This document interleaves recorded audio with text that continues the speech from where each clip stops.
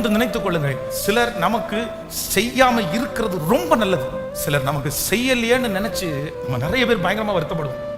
இருக்கு செய்யலையே, இருந்தும் செய்யலையே, அவங்களால முடியும் ஆனா செய்யலையே, அப்படியே நம்ம சோர்ந்து போவோம். இவங்க நினைச்சா செஞ்சிருக்கலாம்ல, நான் இத்தனை வருஷம் எனக்கு செய்யலாம் இல்ல. சிலர் செய்யாம இருக்கிறது நல்லது. ஏன் அப்படின்னா அவங்க செஞ்சுட்டாங்கன்னு வைங்களேன், காலம் முழுக்க உன்னை சொல்லுவாங்க, நான் தான் செஞ்சேன், நான் தான் பண்ணேன், நான் தான் தூக்கி விட்டேன், நான் தான் கொடுத்தேன், நான் பண்ணலைன்னா இவர் வந்திருப்பாரா பெருசா உயர்ந்திருப்பாங்களா இவங்க, நான் தான் பிள்ளையை சேர்த்து விட்டேன், நான் தான் வாழ்க்கை கொடுத்தேன், இந்த மாதிரி சொல்லுவாங்க.